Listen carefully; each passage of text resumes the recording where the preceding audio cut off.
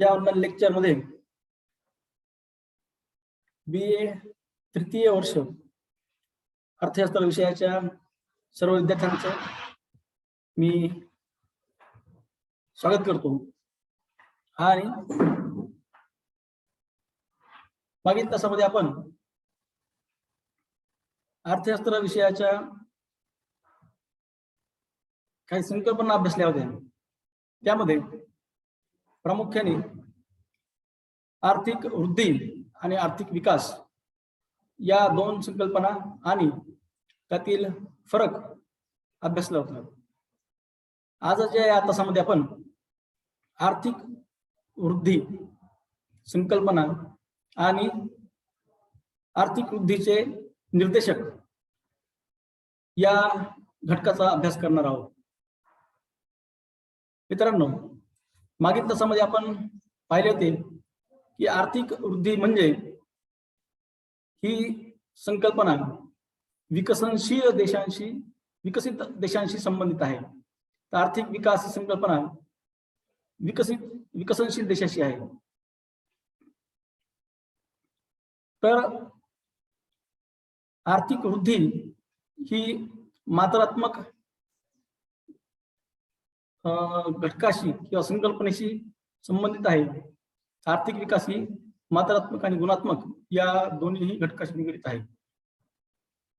आर्थिक वृद्धीचा ज्यावेळेस आपण स्वतंत्रपणे विचार करतो त्यावेळेस आपल्या असे लक्षात येते की आर्थिक वृद्धी ही मात्रात्मक स्वरूपाची आहे।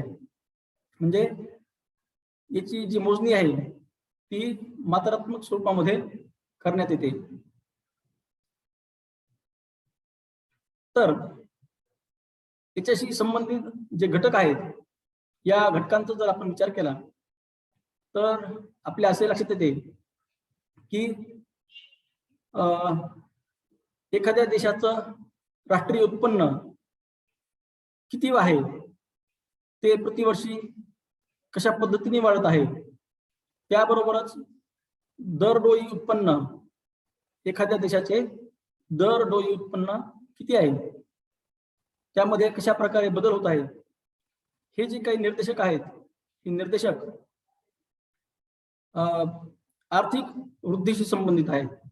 म्हणजे या निर्देशकांच्या आधारे आर्थिक वृद्धी ही सकारात्मक आहे किंवा नकारात्मक आहे या गोष्टी आपल्या लक्षात येतात। मग या मागील एक या संदर्भामध्ये आपण चार्ट पाहू। याच्यामध्ये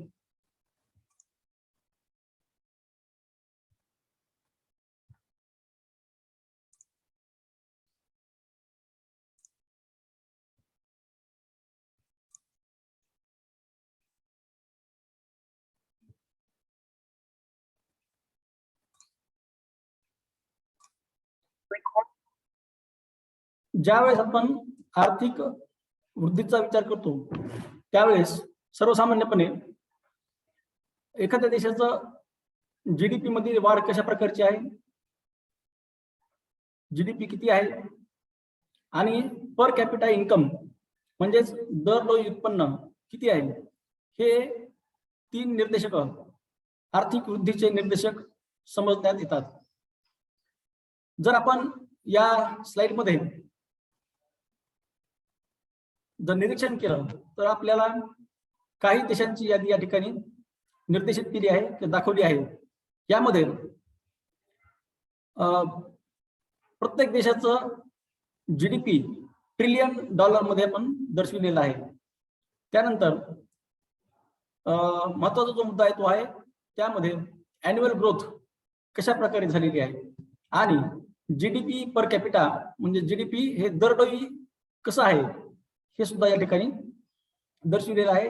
पर कॅपिटा इन्कम हे हजारामध्ये, 1000 मध्ये आपण दर्शविलेलं आहे।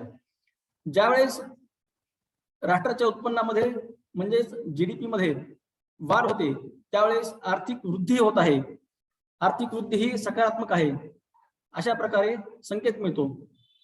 त्याचबरोबर दरडोई उत्पन्न देखील जर वाढत असेल तर त्या देशाचा वृद्धी होत आहे, त्या देशाच्या दरडोई उत्पन्नामध्ये वृद्धी होत आहे असे समजण्यात येते. या स्लाइड मध्ये आपण जर पाहिलं तर अमेरिकेचं जे जीडीपी आहे, सकल घरेलू उत्पादन जे आहे, राष्ट्रीय उत्पन्न मोजण्याचं हे एक साधन आहे.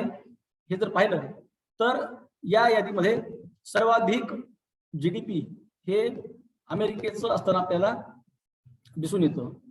म्हणजेच अमेरिका ही जीडीपीच्या संदर्भामध्ये आंतरराष्ट्रीय पातळीवरती पहिल्या क्रमांकावरती असताना आपल्याला दिसून येते.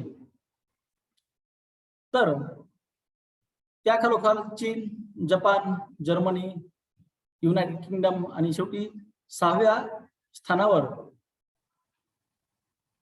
भारत देश असताना आपल्याला दिसून येतो.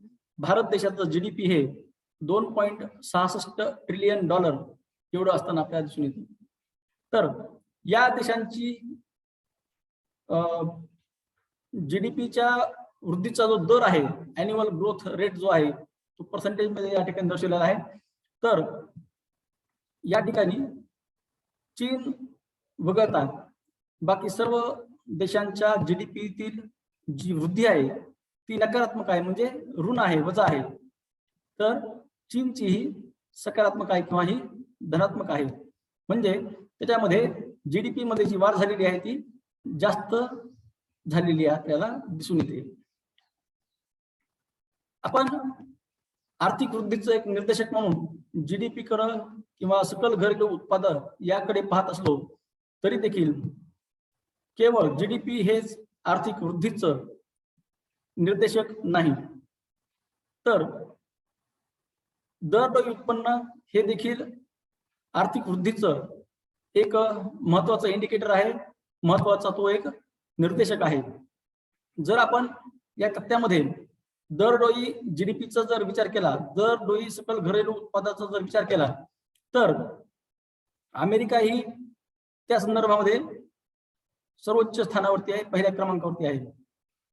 त्या खालोखाल चीन आहे, त्या खालोखाल जपान आहे. मग या ठिकाणी आपलं असं लक्षात येतं की चीन हे जीडीपीच्या बाबतीमध्ये दुसऱ्या क्रमांकावर आहे, परंतु त्याचं दरडोई उत्पन्न हे जपानपेक्षा, जर्मनीपेक्षा, बाकीचे जे देश आहेत या देशांच्या तुलनेमध्ये अतिशय कमी असताना दिसून येतं.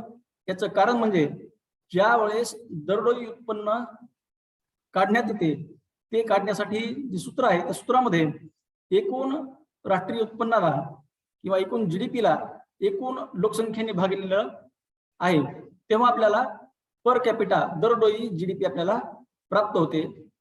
म्हणजे जीडीपीच्या बाबतीमध्ये चीनचा जरी परफॉर्मन्स किंवा कामगिरी चांगली असली तरी देखील चीन हा देश लोकसंख्येच्या बाबतीमध्ये जगात पहिल्या क्रमांकावरचा देश आहे. म्हणून लोकसंख्या ही दरडोई उत्पन्नाला प्रभावित करते आणि यामुळे दरडोई उत्पन्न कमी होते. जरी जीडीपी जास्त असली तरी त्याला प्रभावित करणारा जो महत्वाचा घटक आहे तो म्हणजे लोकसंख्या हा घटक आहे. या जीडीपीच्या पेक्षा जर लोकसंख्या वेगाने वाढत असेल तर दरडोई उत्पन्न हे कमी राहते. म्हणून केवळ जीडीपी हा आर्थिक वृद्धीचा एकमेव निर्देशक नसून त्यासोबत दरडोई उत्पन्न देखील महत्वपूर्ण ठरते. भारताच्या दरडोई उत्पन्नाचा जर आपण विचार केला तर 2019-20च्या काळामध्ये भारताचं दरडोई उत्पन्न हे $1927.7 हजार एवढं होतं. म्हणजे इतर विकसित देशांच्या तुलनेमध्ये भारताचं जे दरडोई उत्पन्न आहे ते आपल्याला अतिशय कमी असताना दिसून येतं. अमेरिकेचा जर विचार केला तर अमेरिकेपेक्षा जवळजवळ 30 पटीने भारताचं जीडीपी पर कॅपिटा हे आपल्याला कमी असताना दिसून येतं. तर इतर देशांच्या तुलनेमध्ये सुद्धा भारताचं जीडीपी पर कॅपिटा हे अत्यंत कमी असताना दिसून येतं. म्हणजे आर्थिक वृद्धीचा एक निर्देशक म्हणून जीडीपी कडे आणि दरडोई उत्पन्न याकडे पाहण्यात येतं. यावरून येणाऱ्या काळामध्ये त्या त्या देशाची स्ट्रॅटर्जी किंवा व्यूहनीती कशा प्रकारची असली पाहिजे जेणेकरून आर्थिक वृद्धी साध्य करून आपल्याला सर्वसमावेशक आर्थिक विकास साध्य करता येईल। या दृष्टिकोनातून आर्थिक वृद्धीचे घटक अत्यंत महत्वपूर्ण ठरतात। तर मित्रांनो, आजच्या या तासामध्ये आपण आर्थिक वृद्धीचे घटक जीडीपी, पर कॅपिटा इन्कम आणि जीडीपीचं ॲन्युअल ग्रोथ रेट या 3 संकल्पना अभ्यासल्या। आजच्या या तासामध्ये आपण थांबू आणि जर काही कोणाला शंका असेल तर आपण कमेंट बॉक्समध्ये आपली अडचण किंवा समस्या नोंदवावी, त्याचं निरसन करण्यात येईल। शेवटी या लॉकडाऊनच्या स्थितीमध्ये प्रत्येक विद्यार्थ्याने घरी राहा, सुरक्षित राहा आणि अभ्यास करा अशी अपेक्षा व्यक्त करतो आणि या ठिकाणी आपण आज थांबू। धन्यवाद।